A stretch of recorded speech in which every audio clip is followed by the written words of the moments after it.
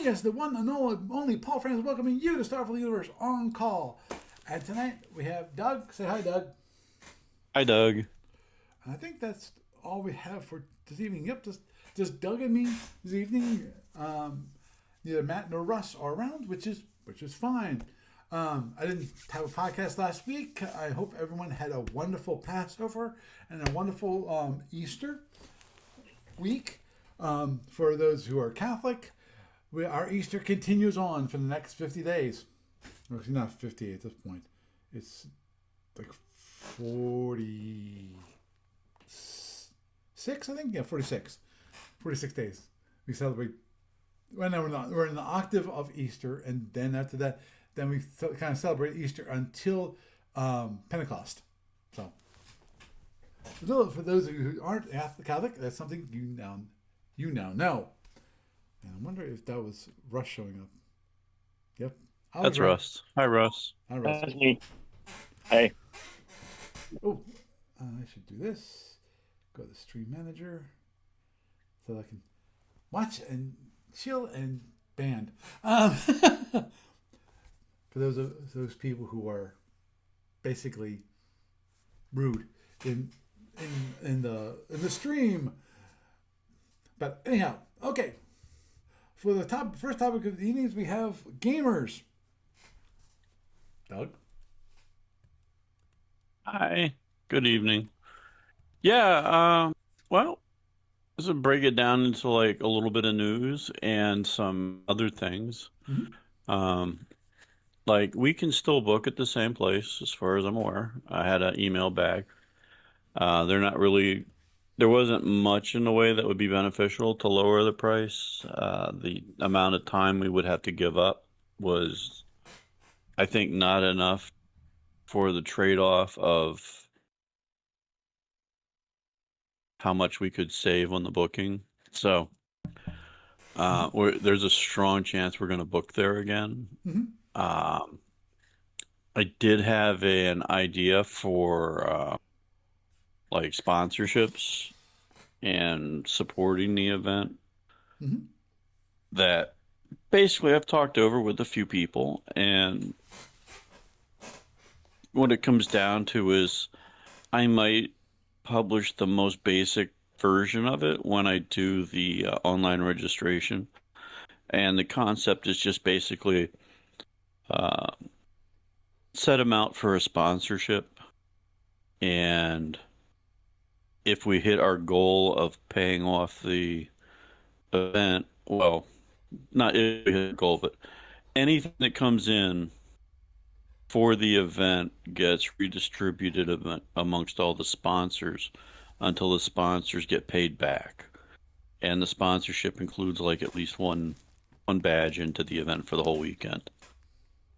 So like if 10 people came on board and I price the sponsorship, though, just a base 150 to make it simple, and 10 people buy those ahead of time, the event's essentially paid for as far as renting the venue goes. And then anything that comes through the door or through additional online registrations, basically pays them back until they get paid back in full. Mm-hmm.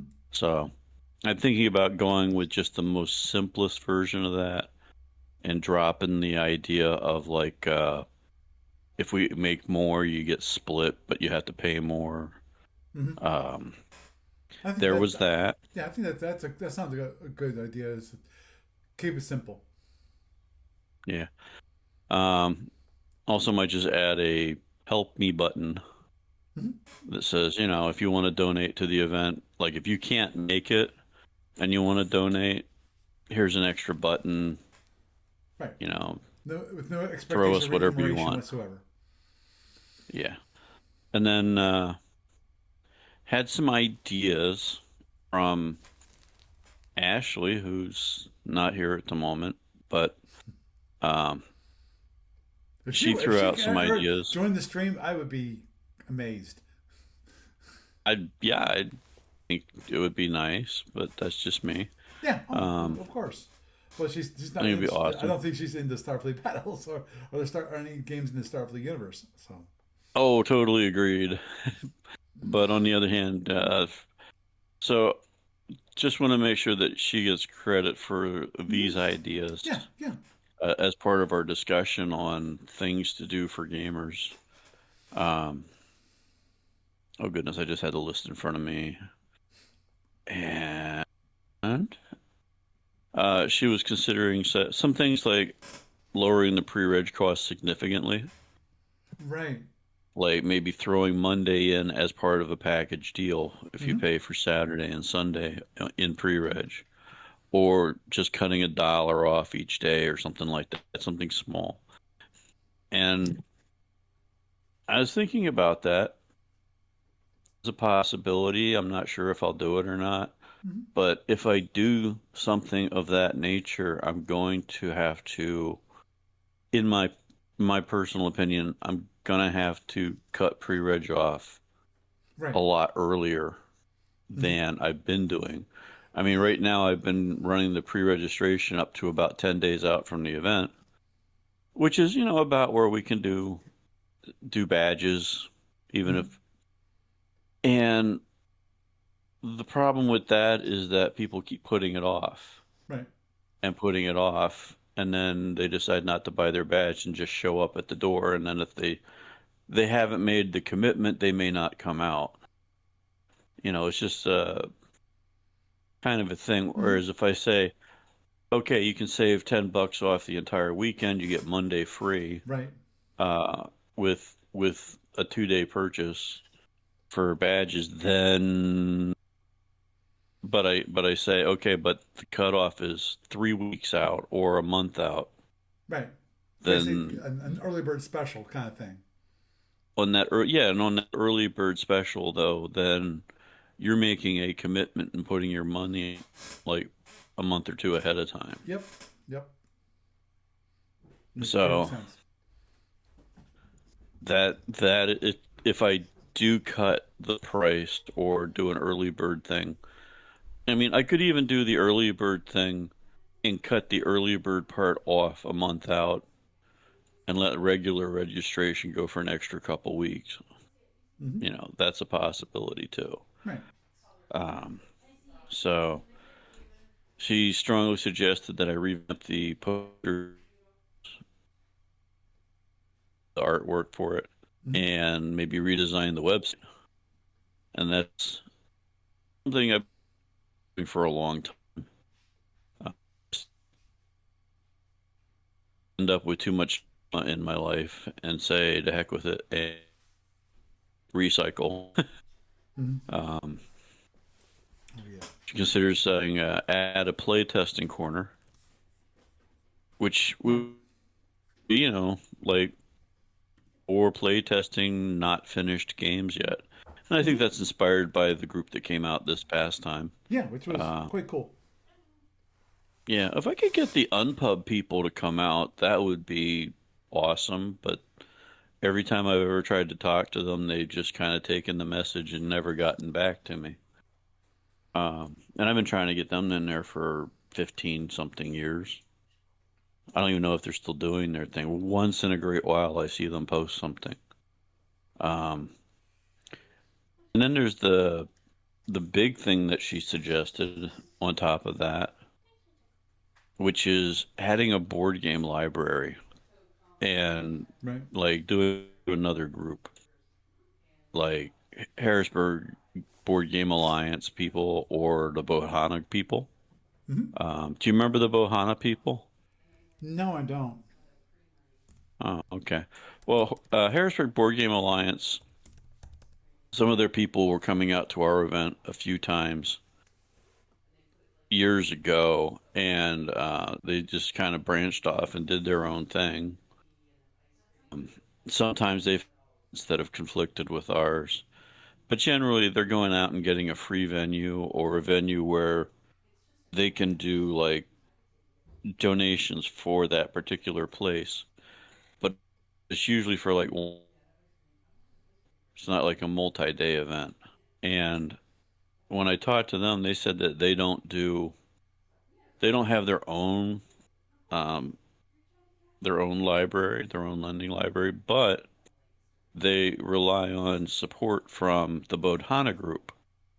The Bodhana Group is one that if you go through our timeline, our group on Facebook, Right.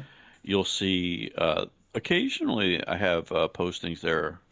Either I'm sharing stuff from them or they posted there as well.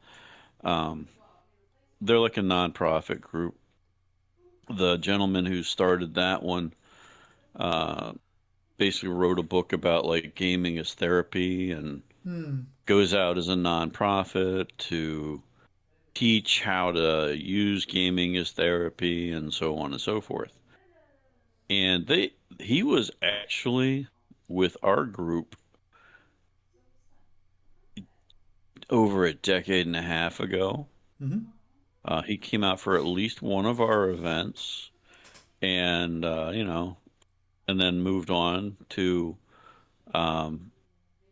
doing like paid work with the event as a nonprofit. And they were running their own event over at the Harrisburg East Mall in a Boscov's there for quite some time. And I talked to him on the phone the other day, and Jack committed to bringing their library out and talking to his group of people and seeing what they can do to help support the event. So I think that's going to be a huge boost. They ran into the problem we ran into, which is post-COVID, massive drop-off in attendance. And he said it wasn't worth it anymore to run the events for them. So there's that. Now the Harrisburg East Mall was demolished the other year. They're rebuilding it into something else. Mm-hmm. And I don't know what kind of deal they had, if they had like free space or a reduced price or something, but basically said they didn't have any plans at the moment for runs. So they're going to come in for us. They're not charging us anything. But they will have, I told them they can have as much space as they need for their, not just for their board game library, but, a booth for their nonprofit setup as well. Mm-hmm. So that's going to be interesting. See some people we haven't seen in a long time. Now, looking at images of their events over the years, it's like there's very little crossover. Mm-hmm. It's like maybe one or two of our people went to their events, went to both events. So there may be a whole bunch of new fresh faces at Gamers.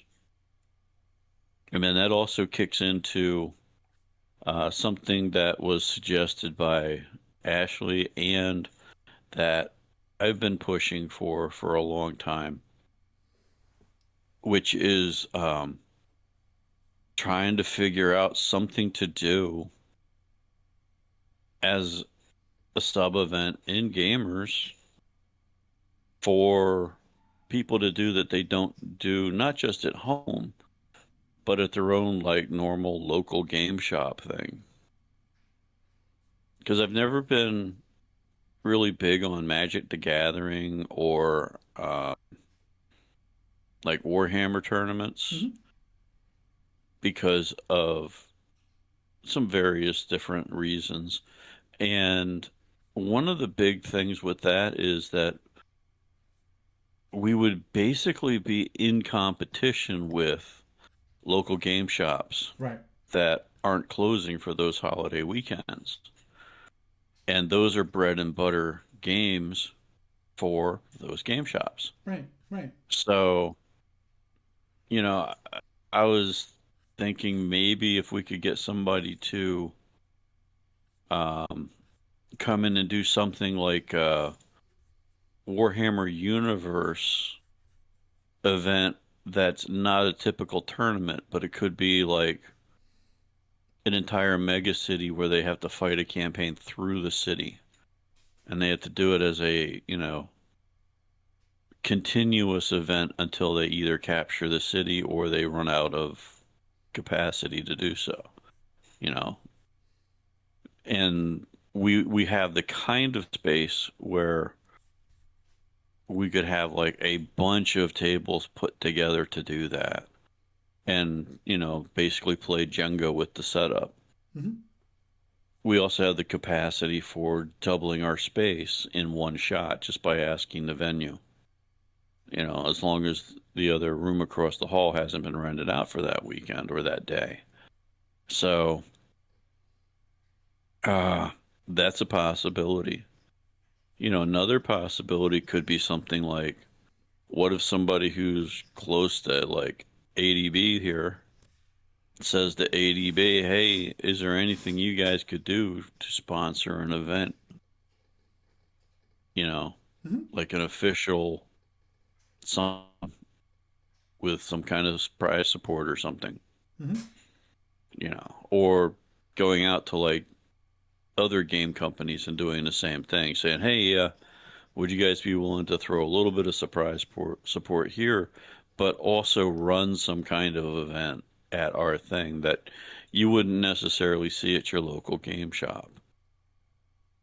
It's like, ADB, it would be easy for them to say, yeah, we'll let you have a sanctioned tournament.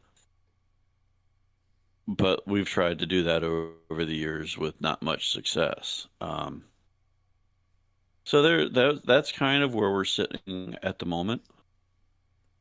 I've got a few things with the family coming up in the next 2 weeks. Mm-hmm. / the rest of this month with those issues. Don't know how that's going to work out, but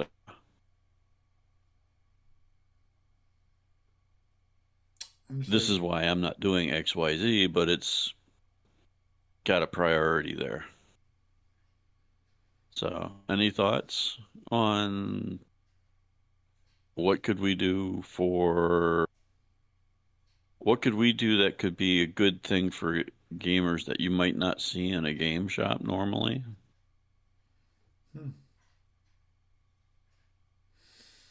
This is Labor Day weekend. Right. And it's not like speed dating weekend, Valentine's Day weekend. Right. we're not competing with Valentine's Day this time. Right. If we go back to the same venue in the winter, that could be an issue next year. I think Valentine's is still going to be like right around that weekend. Yeah. If not on one of the days. Yeah, I think if I get it right, I think it gets moved forward one day. I'd have to double check when it comes to the calendar, because I think it might get moved to like Sunday versus because it was it Friday before? Okay, I'm actually gonna do that real quick. Ding ding ding ding ding ding ding. Let's go. So, we may have lost a few people to Valentine's weekend, but I'm right. Yeah, I don't think we lost that many. Valentine's Day falls on the Sunday instead of the Saturday. Yeah. We might be able. Hey, we might be able to get by on that. Yeah.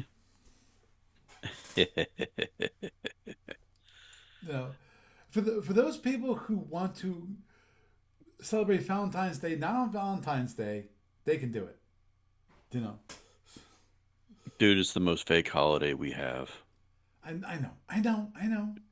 Greeting card day. I know your opinion on it. I know some other people's opinion on it. Obviously. Forced affection. Show me you love me. Let's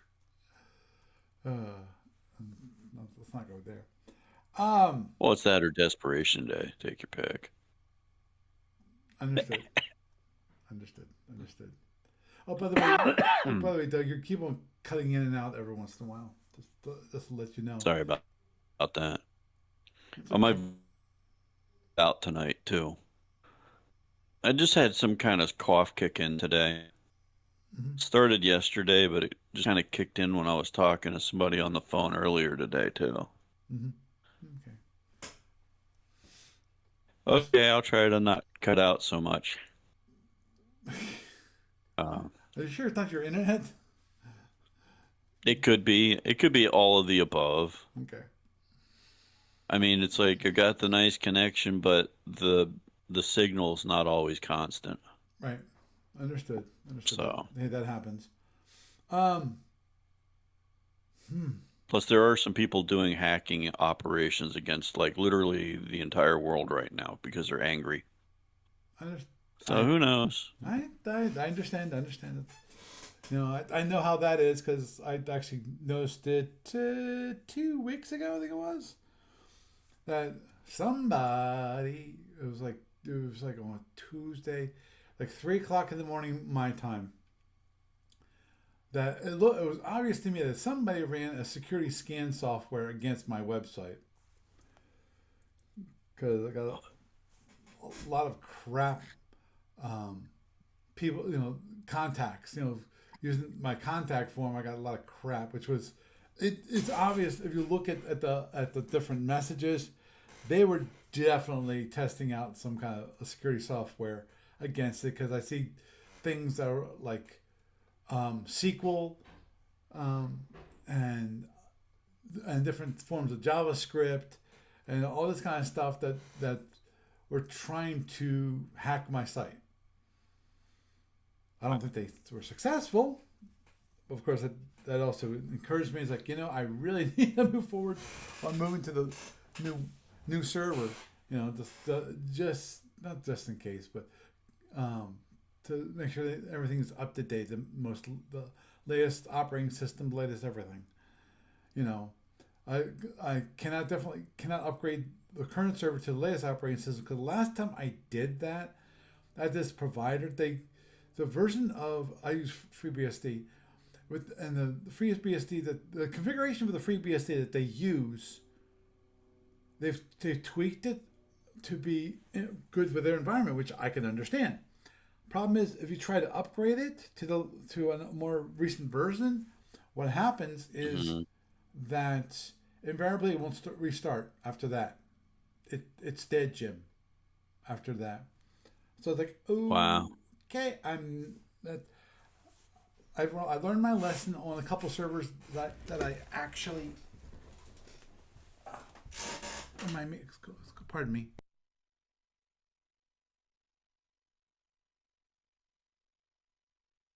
Okay, I'm better now. Had a cramp in my leg. On the stream, on the video, can definitely tell that I was in great discomfort. But yeah. So I don't want to bork the server and then force an emergency move because, as I pointed out, actually in the news portion, currently the only thing holding me up on the move is basically I can't get the email going. Now, basically, I on the server I actually do send out email to one, obviously, for those if there's a net kill or for the registration, all that kind of thing. That currently is failing from the server, so I need to check with. I'm pretty sure it's going to be my email provider. I can probably have to talk to them about. Okay, are you blocking this IP address? Which is possible because the given the rest of the IP address range that I'm using for my other servers at the same provider, this one's like way out there when it comes to the number, which tells me that basically it was an IP address which was acquired by somebody else. And for all I know, this might be a blocked IP address when it comes to spammers. So it might be on that one of those lists. So I'll probably have to talk to them, and hopefully they'll realize I've taken over by a good person who's it's not a spammer, scammer, or slam ball, and have them remove it from their list of bad servers. So I did a quick IP address lookup, i.e., okay, where is this IP located? Okay, the IP address is located actually at my provider. So I thought it might be like located maybe. I'm not gonna say Russia. I thought maybe I don't know, some other place that wasn't the United States.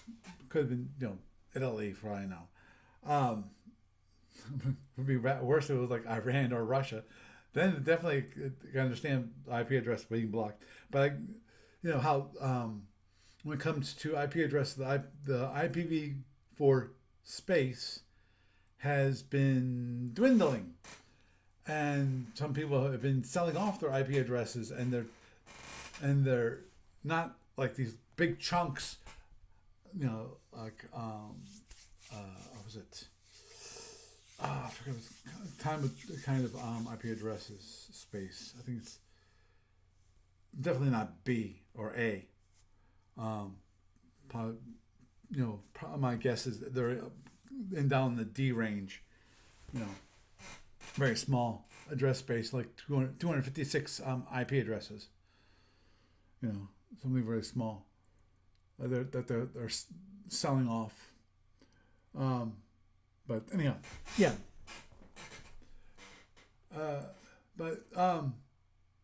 It reminds me, when we were talking, it's like, oh yeah, I really need to look at your gamers website and give you suggestions about how to improve it. Still need to do that. I looked at the website, going, yeah, it looks kind of 1990 retro kind of thing.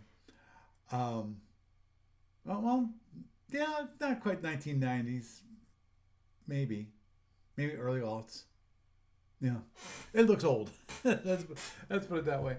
And definitely need some improvement. I need to figure out the way. I think it'd be best. Obviously, the one thing from your website I would think of is get rid of this side thing of site links. That's very old. You probably want something along the lines of maybe a drop down. Have you ever seen the hamburger menus? 3 lines, and you click it, and then there's a drop down menu of links. Parts of the site to go to, and I think that's probably number one thing that I would do. I'd probably also make the front page more visual, more pictures, like possibly some pictures from the event itself. Of people playing games at gamers.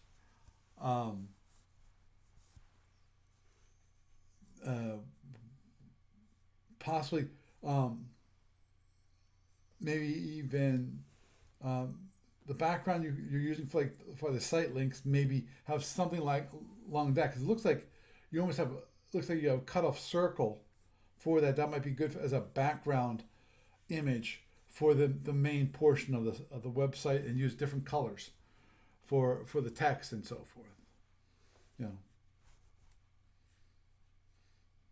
Things like that. That's some suggestions come off the top of my head when it comes to the gamers of summer and gamers of winter, because they're gamers of summer and winter are basically very close to one another. Obviously, the biggest difference, kind of obvious, which is the color scheme is a little summer's more brighter versus winter. So anyhow, there's some quick suggestions for the gamers of summer and winter website at the moment. Still there, Doug?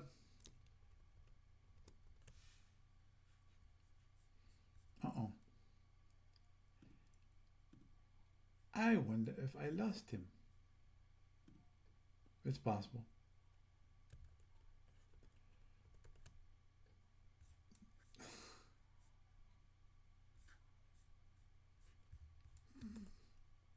Okay. Actually, let's go back to Discord real quick. Just check to see if I see Doug still online. I'm not sure if he might have muted himself, for all I know. Okay. Well, I'm not getting a response from Doug, so I'll go back to. Okay. He just text me when it comes to on the actual Twitch.tv stream. Yes, we're all on Twitch.tv. So just a reminder, I do have 54 followers, which is awesome. Thank you so much for following me. For those who follow me on Twitch.tv, obviously, for those of you on Twitch.tv, I do have a YouTube channel. You can go to youtube.com/@SFUOnCall, and you should find me on that lovely website. So this evening, since I think we're done with gamers at the moment, I'm not sure if Doug heard me anything about the suggestion of the website, but anyhow, we're moving onward and forward, and hopefully we'll get through. This next one this one might be a two-parter just because of the amount of information. And there's some, what we're going to talk about tonight, the secondary topic after gamers, is drones. This might actually become to be like a 2 or 3-parter on drones. Possibly a 2-parter, maybe a 3-parter. Because drones are a interesting seeking weapon. Unlike plasma drones, the number one thing about drones, of course, is that they have no energy costs whatsoever. The only cost they have is BPV. Now, by default, and this is a reminder to everybody who plays SFB, that is a reminder that all ships come with slow Type 1 drones in the racks. Now, if you upgrade those drones, let's say you have a B rack that means it can have 6 Type 1 drones, and you're going to upgrade those to fast drones. That's cost of 6 BPV, which gets added on to that ship. So that ship is worth 6 more BPV. So it's just like with the hydrants. The hydrants don't come with the fighters. You might have the SSD, which have the fighters on the side and so forth, which are very good for convenience. They're just not included in the BPV. Though I think they might have been done for Federation Commander. I'd have to double check that because it's been a while since I've looked at the cards, to be honest. But okay, as pointed out, drones are all zero energy weapon. They start a slow speed, which is 8 drones. That's within normally. It's what starts in a rack. I know 8 is like, what's the point of actually having drones? Believe it or not, when it comes to early years, speed 8 drones, they actually got use out of them, especially because it just means they had to get really close to actually have the drones land. But also you can use drones as it's called mobile terrain, and that's the one thing that all seeking weapons, drones and plasma, both of those can be used as seeking terrain. The idea being that you can control the movement of your opponent by the seeking weapons that they don't want to run through.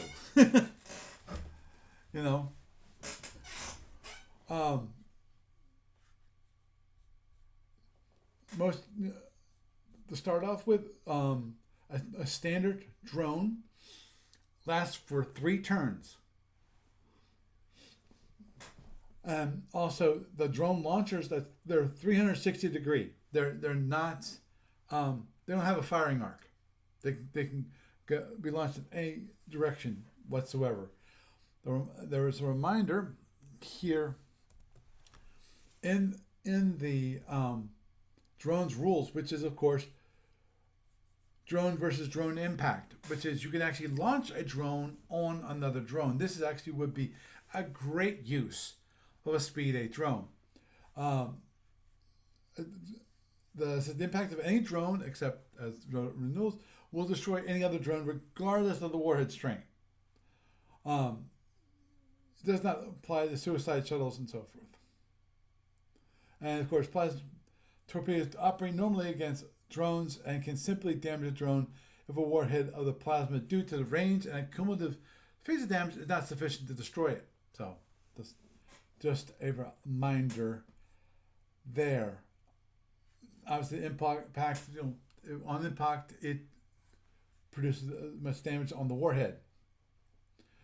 In the case of, this is a quick rundown of the standard type of drones, which is Type 1, Type 2, Type 3, 4, 5, and Type 6.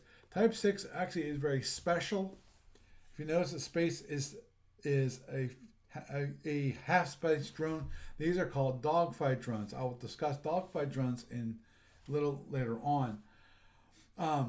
Type 1 standard, Type 8 endurance 3 turns, and then a warhead of 12 with damage of 4. Type 2, which you can upgrade, as you see here, the cost of the drone types. If you trade one Type 1 for a Type 2, that's half a point. That will give you less endurance, only 2 turns of endurance, but the speed is increased to speed 12. Type 3, up to speed 12 again. Endurance up to, it's a long endurance, and as you can see here, that it also, to go from Type 1 to Type 3 is half a point of BPV for each drone, and that's the drones in the racks. The reloads come for free, but you have to start with whatever's in your drone racks. You can't pay for the ones that are quote unquote in your drone racks and then swap them out before you actually start the game. No, you can't do that. That's illegal. You can load it up, and after the game starts, after you start the scenario, you can trade out then. But that means your drone racks have to be offline, so you can unload the drones, and then again, probably in the next turn, reload the drones to something else. Type 4 drones, that's a warhead of 24. That's also a 2-space drone. And as you can see, trading 2 Type 1s for Type 4, there is no cost for that. So again, standard endurance of 3, or strength of 24 versus 12. But also, it takes 6 points to damage to kill it. And Type 5, which is basically a Type 2, which is a faster 2-space drone, but the endurance is reduced. The word strength is still 24. And again, to trade it out for 2 Type 1s for a Type 5 is half a point. So, and they do it this way, which is they tell you how much it costs to trade from Type 1s, is because, as I said, Type 1s are what the drone rack starts with. Before you actually start the scenario and you're planning on what kind of drones you're going to have in your ship, that they all start with Type 1 Speed 8 drones.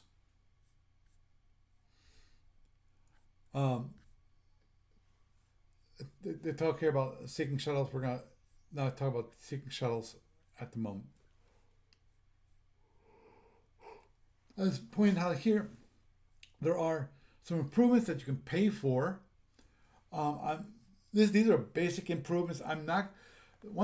This thing up front here, which is we're not going to talk about drone construction. There is drone construction rules. That is a podcast all by itself. At least half a podcast right there, because of drone construction, and thoughts behind drone construction have to do with the scenarios you're playing with, and also which comes down to the setup for the scenario, and also, of course, the opponent that you are trying to face. What kind of empire are you actually facing? Possibly even, is it going to be a base scenario where you're attacking a base versus, a a duel versus squadron on squadron or squadron versus a single. You know, is there a planet nearby? Because there's all kinds of things that will adjust. But some simple improvements, or you can do ATG. ATG allows basically self-guiding. You got extended range. You can double the endurance for half a point of cost. So it goes from from 3 turns to 6 turns. So extended range, that costs a half a point of BPV per drone. You can speed up to half. Go from speed 8 to speed 20. Let's point out here. That costs you half a point per drone. So it's called Type 1M versus. They usually consider Type 1 just without. It's basically Type 1 slow drone, but normally you'll see just Type 1 versus Type 1M, which is Type 1 medium speed. And of course, you can also have fast speed, which is speed 32. Just a reminder that those aren't available until Y180. Speed 32 drones, speed 20 drones are available on Y167. So that depends on the scenario that you actually are playing. Then, as you can see here, even the Type 6 drones, a speed upgrade also costs a half a point. So there's no discount just because it's a half space drone. Those, as I said, those are dogfight drones, and it's okay. Have it in here. Yeah, the endurance. It says it's for 1 turn. Don't think that's quite true. If I recall correctly, their endurance are 16 impulses, I think, or 12. For some reason, I had 12 in my mind. We'll find out a little later on. It's been a while since I've played with dogfight drones. I have a trivia question. Shoot. And just to answer your question earlier, yes, I heard everything you said up until I cut out. Okay. Even after I cut out for a bit, basically I had to switch ports. It stopped the mic stopped working through that one port. Oh, okay. Which is weird. So you can also squish that guy in your stream chat. Oh, thank you. Because I'm just guessing most people don't want to go to streamboo.org. So I'm just guessing. Yeah. So I have a trivia question that I wanted to ask at the very beginning of the section before I got cut out by a technical issue. Mm-hmm. Why do they call them drones instead of missiles? That's a good question. Actually, I'm going to bring up the rules at the top. Because this was made back in the 70s originally. Right.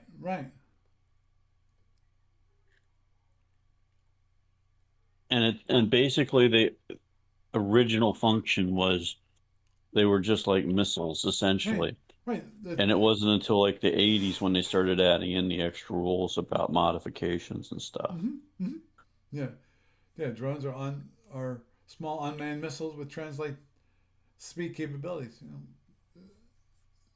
That's one thing. I think that's something we'd have to bring up with Cole. It's just like a weird terminology thing. Oh, I agree, especially given in this day and age, that if you say, okay, you have a drone, is going to blow up against a ship. When it comes to when actually drones were created, I mean drones, what we think about as drones, we don't think about that. Yeah, I mean, even this is made decades before even the Reapers came out, or the Raptors, or the original surveillance drones and stuff. Right. Before we had the first multi-million-dollar drone deployed in the military, which wasn't actually even before they even figured out they could strap a Hellfire to it. Yeah, it's just kind of an odd thing. I always wondered about that. Mm-hmm. So, Oh, understood. Understood. Yeah, that's a question for Steve Cole.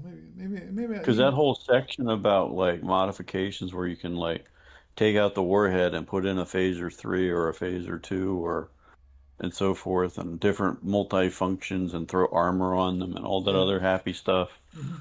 where you can try to play the shell game with your drones. It's like that stuff wasn't in there in the beginning. In the beginning, they were just basically like ballistic missiles you fired at your opponent. Yep. Exactly. And then actually, they retrofitted it. What when they got early years with the Romulans, where the Romulans actually had missiles. Yeah. And like, oh, Well, and so did the other side. So did the Florence. in the extreme early years version that they published before they even considered the early years modules. Right. There was a little section in there somewhere about, well, if you wanted to fight out, this is what a Romulan ship and a Fed ship would look like back then, and it was basically like missiles and lasers. Right. Like, yeah. Yeah. As I mentioned earlier, I am not going through drone construction, people. That's a half a podcast, if not a whole podcast, right there.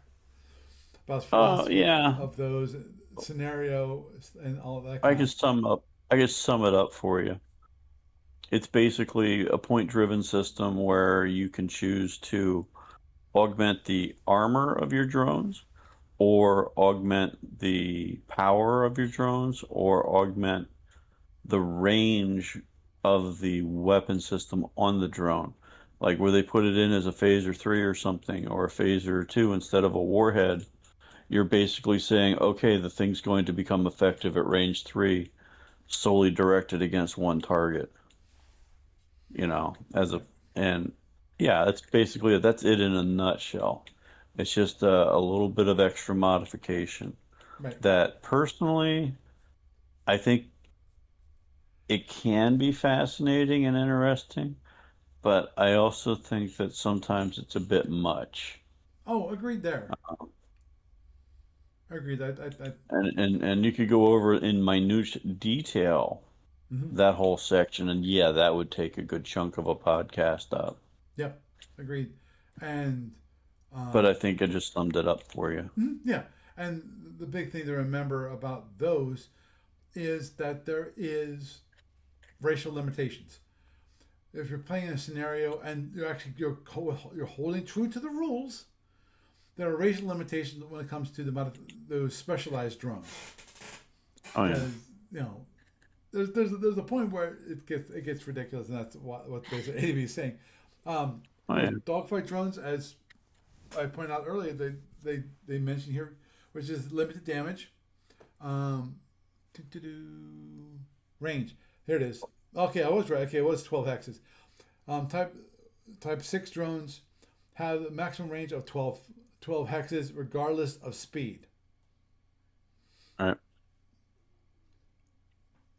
And then I had another question for you, Okay. which is when you mentioned the racial limitations there, that brought into mind the year limitations. Right. When it comes, Like, for instance, you can have faster drones, but they don't always appear until certain years. But after those years, those speeds are also considered standard, and you have to adjust your BPV.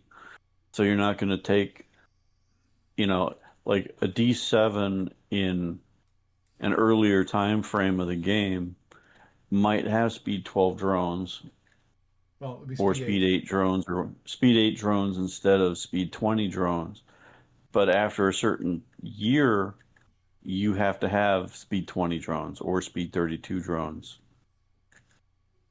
And I don't think you get to go backwards on your, like, you can't just downgrade your drones to take your BPV down. if I recall correctly. Is that kind of in the ballpark, or is that something that's an unspoken rule? I think that might be an unspoken rule. In that, I'm not so sure that you're required to pay for the faster drones. But as I pointed out at the beginning, I think they're standard at a certain time frame, well, though, okay, they're and you can add the cost. okay. Now you're talking about basically limitations when it comes to um, the ability to have faster drones. They're yes, they're available at starting certain years, medium at Y167 and fast at Y180.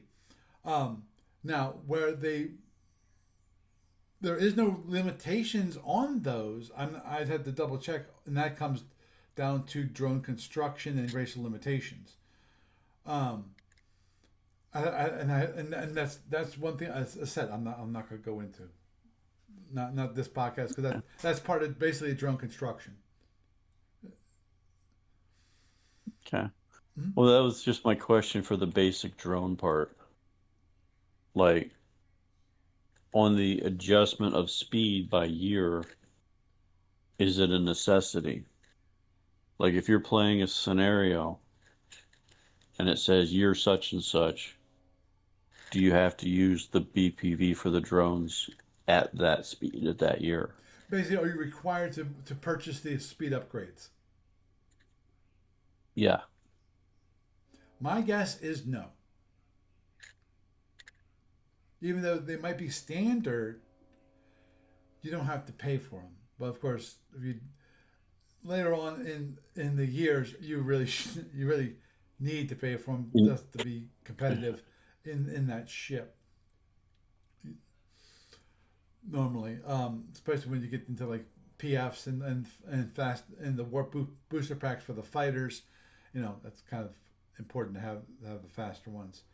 Getting back to the dogfight drones. Dogfight drones, again, the only maximum range is 12 hexes, and it doesn't matter about the speed. The damage of dogfight drones are interesting in that they're designed for size class 4. Oh, sorry, they're where is this?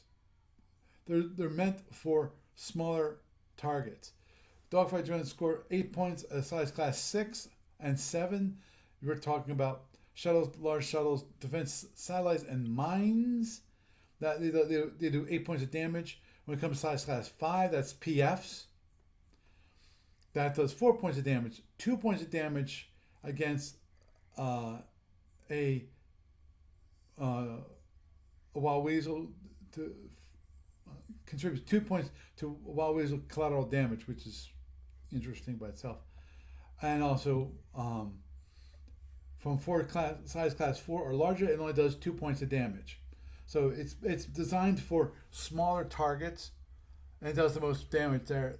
And as you get larger targets, it gets less and less, which is obviously an interesting aspect to a drone. Because normally drones have a fixed amount of damage that they do. Dogfight drones are variable based on size class that they hit. Now this one, which is I'm gonna bring up here just because of there's different kinds of drone racks. Early on, before Y175, we had the standard Type A rack. That's a 4-space rack. So 4 spaces of drones. So you can have like 2 Type 4 drones or 1 Type 1 or 4 Type 1 drones. So 2 Type 4 drones or 4 Type 1 drones. Single space drones. Like same thing, Type 2 drones are a single space. Type B, which is what most of the ships were after Y175 were upgraded to, at least for the Klingons. They used Type B rack, which is a 6-space drone rack. Type C, which is the interesting one, it's designed as a quote-unquote rapid fire. Now, this is interesting that it's kind of, I always call the Saltorian's particle cannons akin to a Type C drone. And for the most part, yes, it is. Because the C rack holds 4 spaces of drones, just like a Type A, but you can launch two drones per turn. But these cannot be launched within 12 impulses of each other, even on consecutive turns.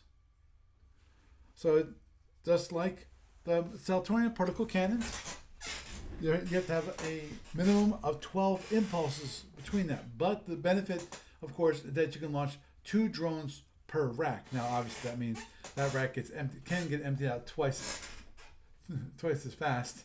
So instead of taking 4 turns, it can take you 2 turns and it's empty. But it's not actually a bad thing.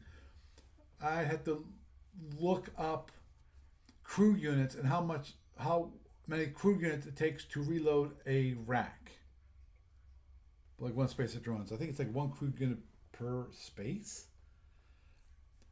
Don't quote me on that one. I that was the one I'd have to look up. Because, again, it's one of the things that I rarely deal with reloading drone racks. Because most of my games are tournament ships don't get reloads for good reason. Now, They can be reloaded though. yes, they can be reloaded. You just don't get the reloads in a standard sense. You have to get them from your scatter pack.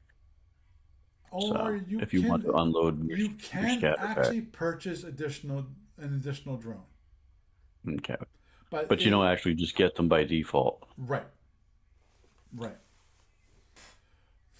Yeah. Now, there's what's called a magazine type rack. It's a Type D rack. These are usually on battle stations, and the Zinti Tug and the Battle Pod, which is interesting. Single launcher, 3 separate magazines. The launcher, in effect, moves from magazine to magazine and draws the drones from whatever magazine is currently adjacent to it. Magazine selection. The launcher can draw 1 drone from 1 magazine each turn. The magazine is selected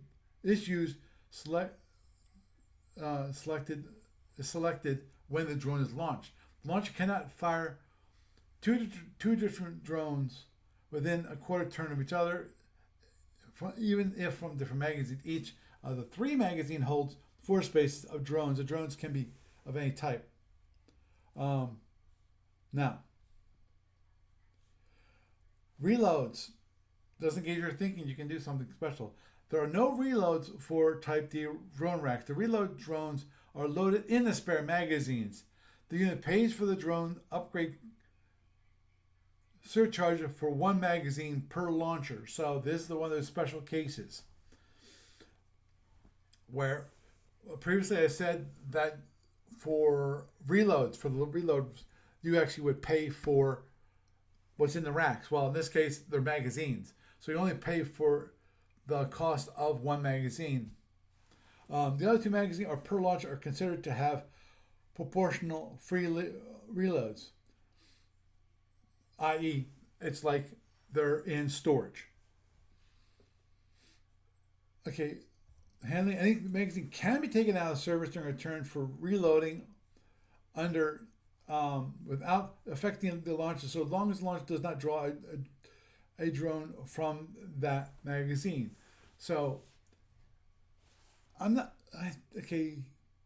don't think, these aren't available on drone ships, meaning like the D6D or the D7D, basically these drone platforms that are just meant to just launch drones upon drones, usually against like a battle station, where they actually do have storage and therefore could actually have reloads. Though, obviously, the thing is, with the Zinti Tug and probably battle station, base station, if you have other kind of drone racks, you can use the reloads for those drone racks in these magazines. So in other words, the great thing about the magazines and Type Ds is that in theory, you can keep launching as you're reloading these guys, even though they don't actually have reloads as part of the drone rack. So, But yeah. Now, that's more of a special case that most people won't see most of the time. yes, agreed, agreed. There's a Type E rack. The E rack is basically it's designed for defense. It holds 8 type dogfight drones, and that's all they can carry. It can't carry any other type but dogfights. It's mentioning here that the many fast patrol ships carry this version, which provide useful in hunting fighters. Yeah, as pointed out, that's 8 points of damage if they land. Now, something that happened early on for the Klingons. To add drone racks in the early years, as in non-refitted, there was a Type F drone rack. This is also known as a jump rack. It was a Klingon invention used to add drones to a ship not originally designed for them. The drone racks seen on B-10, C-7, C-8, D-7, D-6, 5, F-5, and E-4 are actually Type F racks, which replacing shuttles. Yep. No, They launch right out the bay. Yep, exactly. While the B-10 and C-9 and C-8 all have the drone racks in separate compartments, they were still Type F racks before the B refit, and are subject to these rules, as pointed out. They can explode in a chain reaction because they're in the shuttle bay. You can only launch one drone from each pair of racks.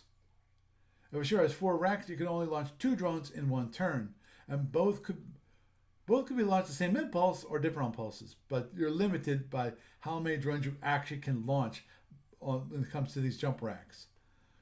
And a drone launch from F rack counts against the shuttle launch rate. So, in other words, you couldn't launch a drone. I think I got to double check, but I'm pretty sure that means that you couldn't launch a drone and launch a shuttle on the same impulse. So, interesting. Type G rack, which is a very nice rack. Federation only, though. The only ones who really use these type racks. Obviously, Orions can use took them too. There are only 4 spaces, but they're equipped with a targeting system for anti-drones, so that you can take each anti-drone have a space, so you can actually. It is a dual purpose of basically like Type A rack and a anti-drone rack, and it's called an ad rack. So you can actually it does double duty, and then But it's only one or the other in the turn, I believe. Is that right?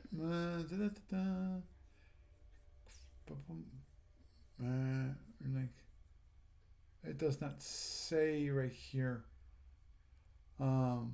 Each But it is flexible. You can launch dogfight drones from them as well. right. So you can use it as an anti-fighter device. You can use it as a ADD, which can be Right. either an anti-fighter device or an You anti-drone can, device. as mentioned here, it also you can Yeah. replace each anti-drone with a dogfight drone. Yeah. Or you can launch an actual drone from it too. Right. And finally, there is the big one, the Type H Star-based drone rack. These are only installed on Starbase, and it consists of a launcher and a series of 5 magazines. The launcher, in effect, moves from magazine to magazine, drawing, like previously mentioned, for the Type D rack. Now,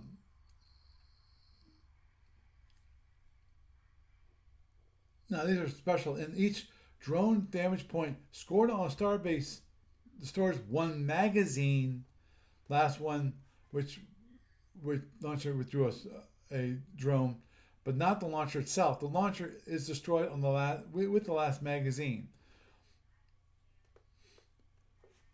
So basically, to destroy that drone, quote unquote, rack, you have to hit it 5 times. You have to kill all 5 magazines to kill the drone rack itself. Yep, and that's why star bases are hard to kill. Yep, that's part of it. They're I gotta love this one. They said Type P. There's no Type P drone rack, but the plasma rack is often abbreviated P-rack. This entry is provided for reference of players who mistake it for a type of drone rack. The launch rates, basically it's 1 per turn, except for in earlier years. And I don't think that's really matter. I don't think many people will be playing in early years where you actually are limited. As pointed out, is because they're jump racks. It's like C9, 4 racks, 2 launch drones per turn. But that's because they're jump racks. So just let you know that. The Orions have some special controls because of normally Orion ships only have half. They're considered a normal ship. So unless you have drone racks built into the ship, normally you only have that. You only can control half your actual sensor rating, and that's why also Orions can be configured for long range bombardment, and they have what's called Oak Disc, which is Advanced Orion Killer Drone Improvement System of Control. I'm not sure that which lets them act like a regular drone. Yeah, and it basically lets them act as a normal drone user. Right.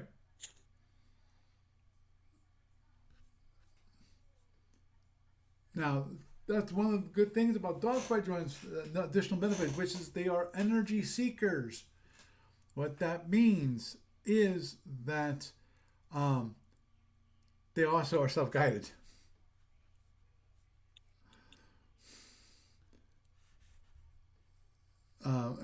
Non-distracted drones, dogfight drones have gained their own lock on. Even if they're still under control, cannot be distracted by electronic warfare, wild weasels, cloaking devices, SWACs, or scouts. And that's both rules for scouts. So after a dogfight drone has got lock on, it's not going to let go.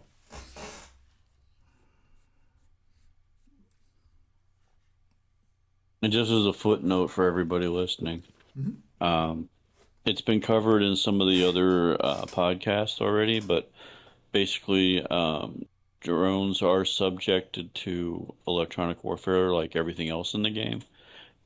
And they have an additional way of being affected by it, which is you can have their drone tracking cut, or you can be attracted to a different target. Right. So that's where like the AWACS comes in. It can attract drones. Scout channels can break lock-ons, and stuff drones. like that, and attract drones. Although just getting rid of them is usually like the best. Agreed. So there's that, but that's a whole other rabbit hole to go down with electronic warfare as well sometime. Yep. And actually, the drone section also covers probe drones, which I'm not really going to talk about because they're really specialized drones. Yeah, they just act as extra labs, basically. Right. Gathering information purposes and stuff like that. They're very scenario specific. Right.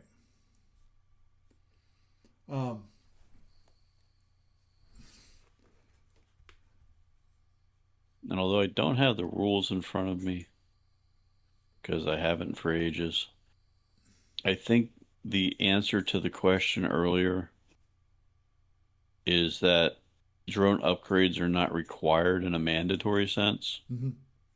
like Right. per game. But if you are playing a um, something set in a specific year of a timeline, in a specific year in a scenario, then you're required to do the historically required upgrades. So,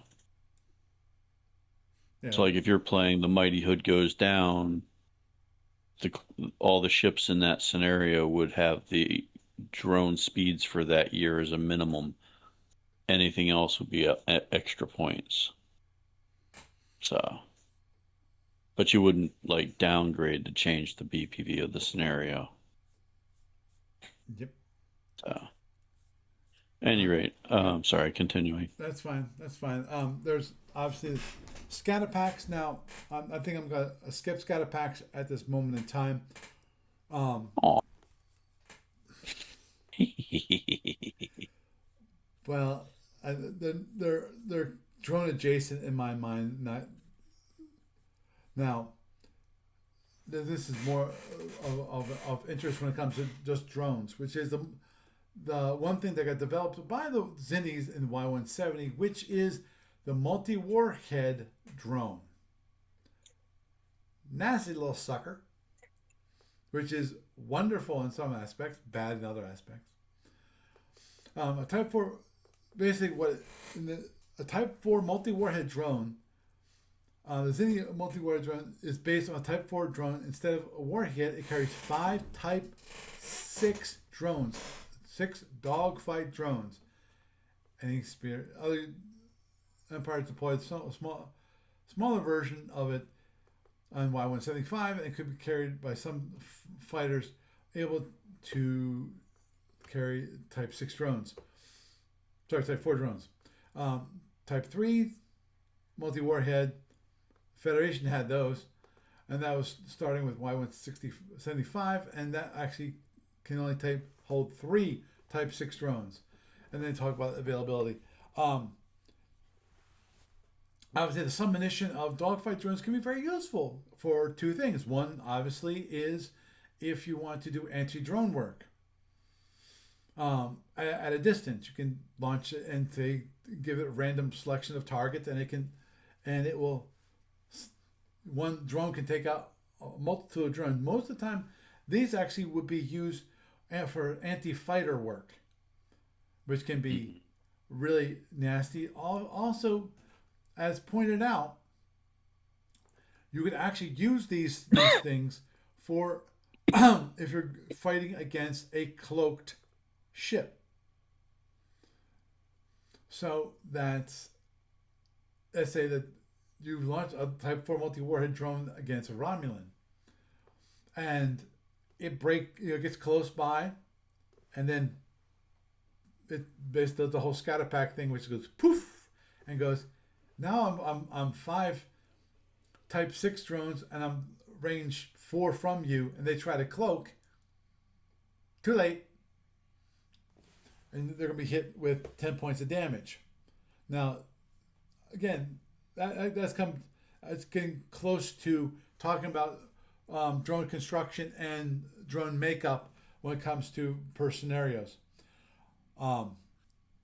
This is one of those things that most plasma players complain about a great deal, which is ECM drones. That's the next kind of drone I want to talk about. And that is, they have what's called station keeper. When launched, the drone tries to follow the ship. It tries to follow. Now, of course, the important thing is that it must be fast enough, i.e., if you have a Type 1 slow drone and you're going speed 16, you're going to leave your ECM drone that's supposed to be trying to do station keeping around your ship at a distance. You're going to bye-bye.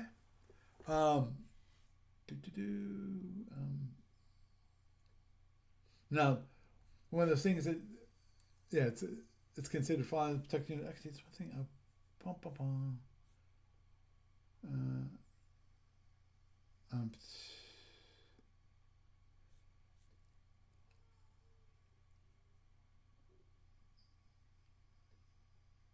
Okay. Don't mind me. The only thing I'm looking at.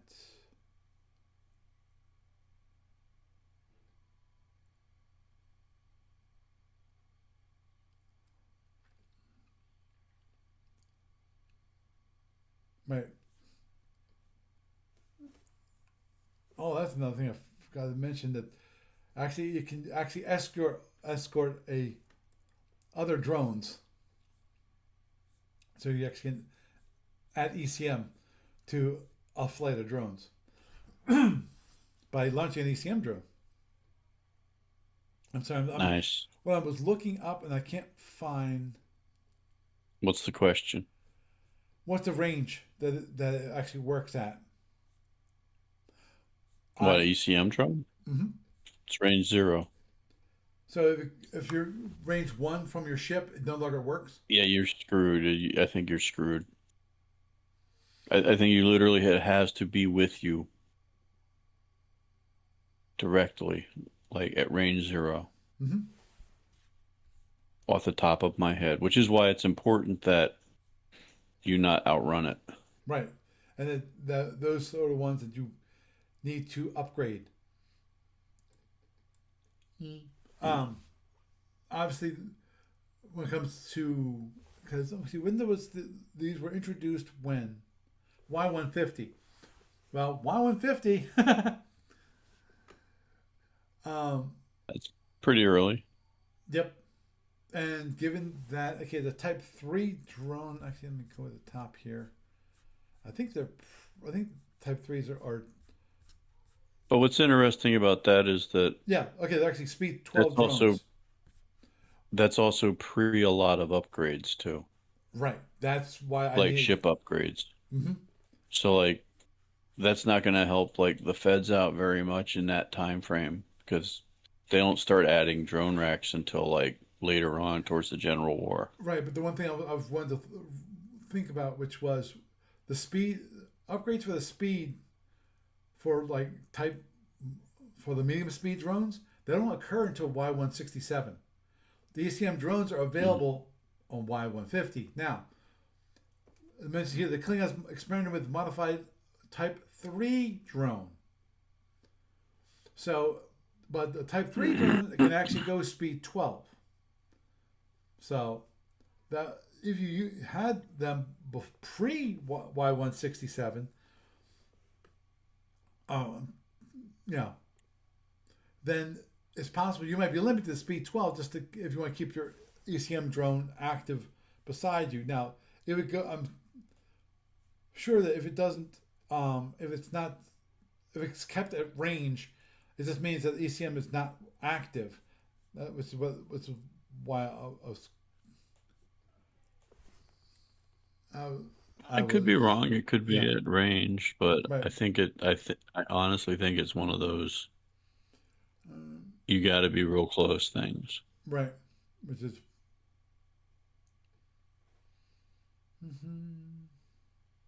These are drones 3 points to protect itself and to the assigned target. The drone cannot begin generating for 4 impulses.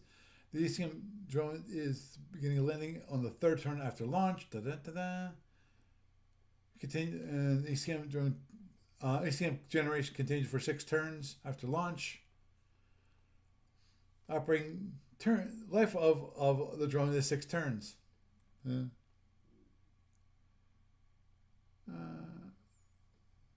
Drone cannot begin broadcasting even until it reaches if the a hex drone of the ceases target. to operate temporarily because it has not remained in the same hex as its ninth, it will cease operating exactly 6 turns from launch. So yeah, that indicates right there that if it's outside the same hex, it ceases to operate. Right, but on the other hand, it doesn't go away. Right, it doesn't go It's going away. It's going to chase its target and try to get back in the hex. So you could actually get back into using it. Right. As long as you don't like drop the tracking for it. Correct. And actually, or it doesn't get destroyed. Right. Actually, that's one question.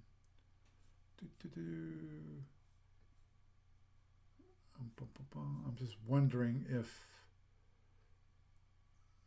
they have ATG built into them.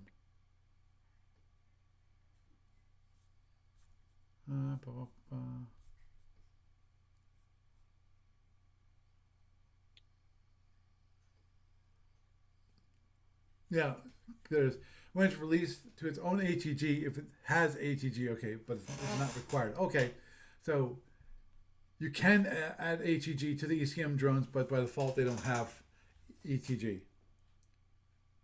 Okay, ATG, sorry. Yeah, this is why it came up later on with the invention of ECM plasma.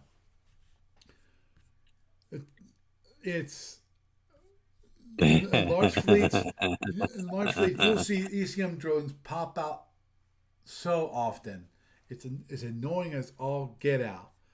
I'm not going to talk about FD10, but we'll go through. We have, of course, without talking about the drone construction, they do have, of course, the specialized swordfish drones.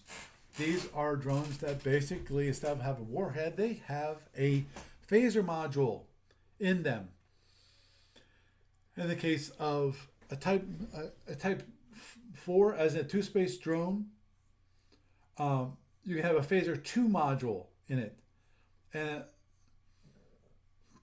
but also in the case of a type 2 space drone frame, you can have 2 phaser 3s, and in type 1 you only can have one phaser 3 module. Very interesting. It's one of those surprise kind of things, which is cool. You know, it has one shot though. Just to let you know, it has one shot. It has a maximum range of 8 hexes, but the idea of it's a surprise factor that you actually, instead of waiting for it to come and okay, it's going to come, it's going to hit me for 12 points. So I'm going to either, I'm going to wait until it gets like range 1, and then I'm either going to kill it using phasers or tractor it or anti-drones. But if it's a swordfish drone, you might actually have it so that it fires at range 2 or range 3, so that it or even range 1, possibly even range 1. Especially if it's a phaser 3. Oh, understood. I'd actually probably would stick to like range 2, because most people don't deal with drones until the range 2, except for I have to remember what I think range 3 is the best for anti-drone. I think it's got like a 2/3 chance. Something like that. Yeah, I'd have to double check. Yeah, the further out it is, the better your shot is. Yep. They talk here about armored drones. I'm not going to talk about them. That basically, you can actually either.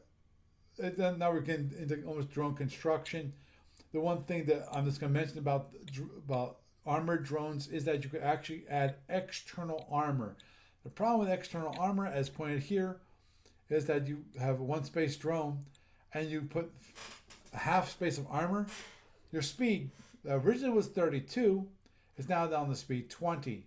Now that is, again, now we're talking about drone construction. I'm not going to talk about stratagems and so forth, drone construction and so forth on that, because the obvious thing here is that if you launch a single space drone at speed 20, your opponent's going to assume that it's a regular type 1 speed 20.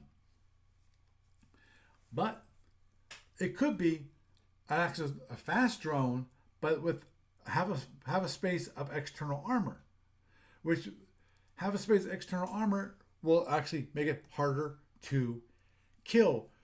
With where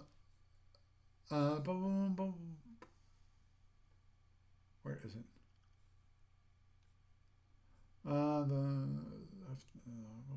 Must cover. Crap. Okay, it's probably in the yeah. It's okay, there it is. FD. So it makes it harder to kill. I don't know how much it makes it harder to kill, but it does. They talk about slug drones real quick, and that's just basically a specialized drone construction. Spearfish drones were,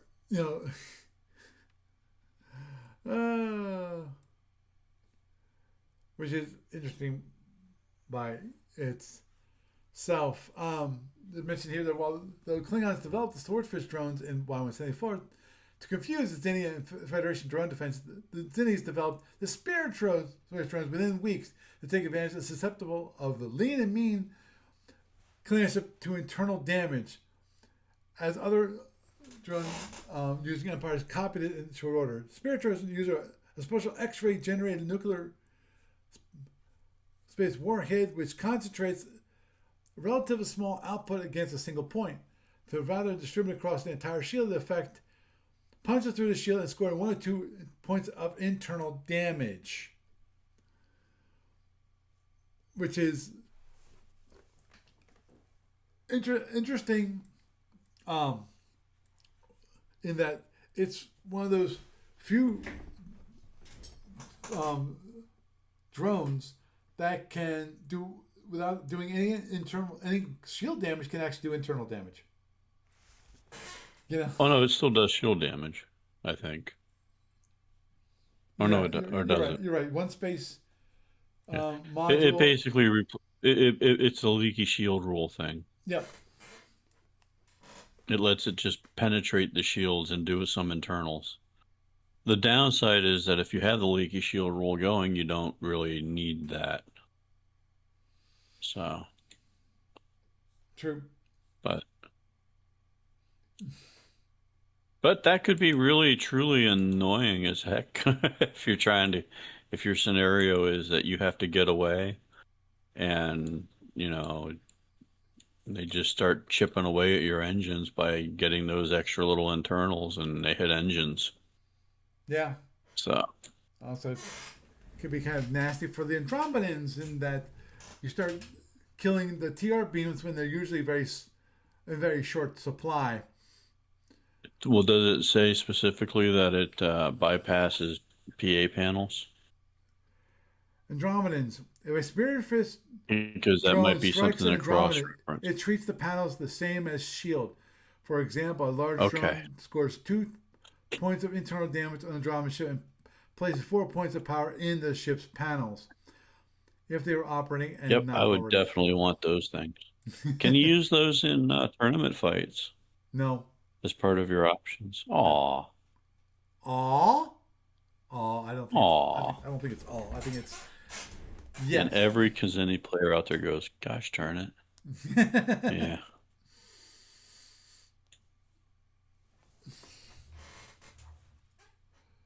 Oh boy. I'm not sure what's the difference between a starfish drone and a regular multi-warhead.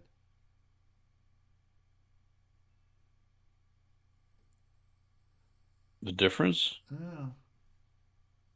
Well, the multi-warhead just lets you have other sub-munitions.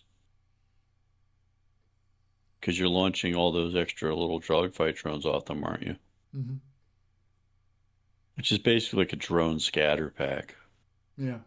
Okay, it basically has to do with, again, FD10.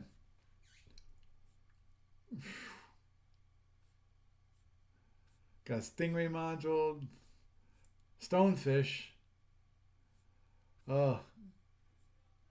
Type H drones.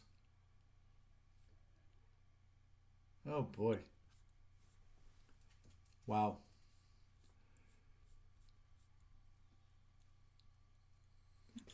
Oh, Type H drones can only be deployed on ground bases or heavy weapon drogues. This drone cannot appear on any fighter, bomber, PF, or ship, and except on drogues or base, except in drogues, not a planetary surface, not on a planetary surface. What the heck is this? Okay, you got H1, which is 8 speed, endurance 3, cost of 3. Oh, that makes sense.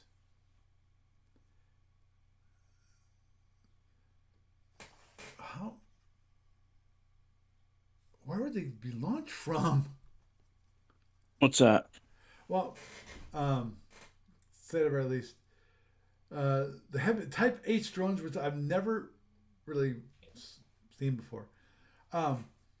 Basically, they do 36 points of damage and destroyed by 12 points of damage and take up 3 spaces. H1 is speed 8, H2 12, H3 20, and H4 32. Are those like Starbase only things? Yeah, they're Starbase only things. Or heavy drogues.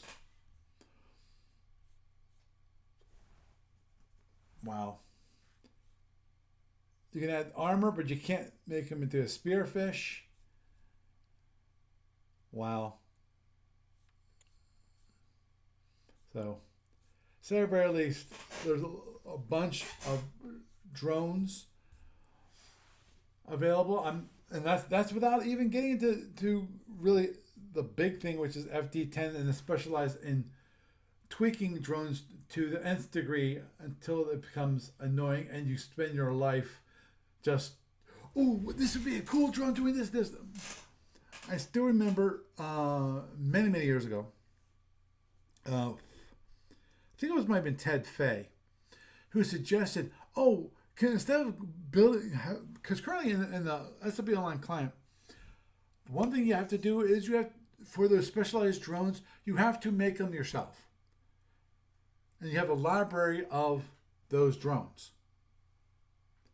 And I think Ted Fay said, why don't you just generate a list of all of them, all the possibilities? And I went, that's nuts. Oh, fuck no. Because, heck no. Yeah. You want to talk about, there's an old axiom when it comes to UI design. Having options is good. Having too many options is bad. Plain and simple. Well, that plus the sheer amount of time it would take you to do it. Oh, that's easy enough to do. For something that he could do as a cut and paste text file. Yeah, it wouldn't be hard to do. Just you go through an algorithm of looping through all the different possible drones, but then you have a list of probably like 1,600 items, and then you have to find your one item, which is why it's like no. Yeah. You design the drones that you want to have as part of your library, which is, I'm sure you might have a maximum of maybe 10 different types. But anyhow, again, I'm not going to talk about drone construction this day. And as it is, we ran long and talked an hour about just talking about drones. So we were droning on about drones. Yuck. Ah. I know. That's a dad joke. Nah.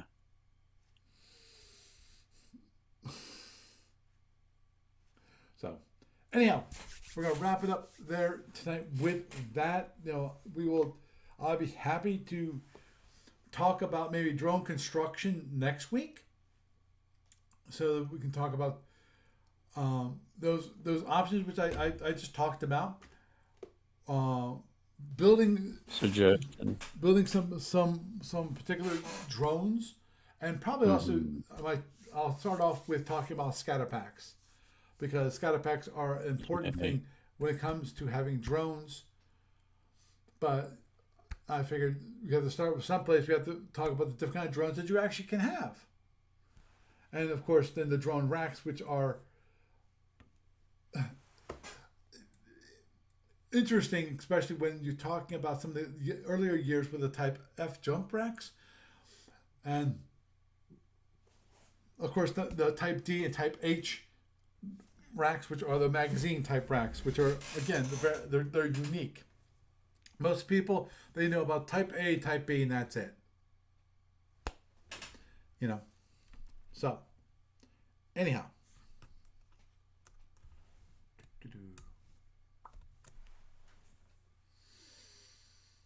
So, Doug, it's Yeah. been great having you along for the ride.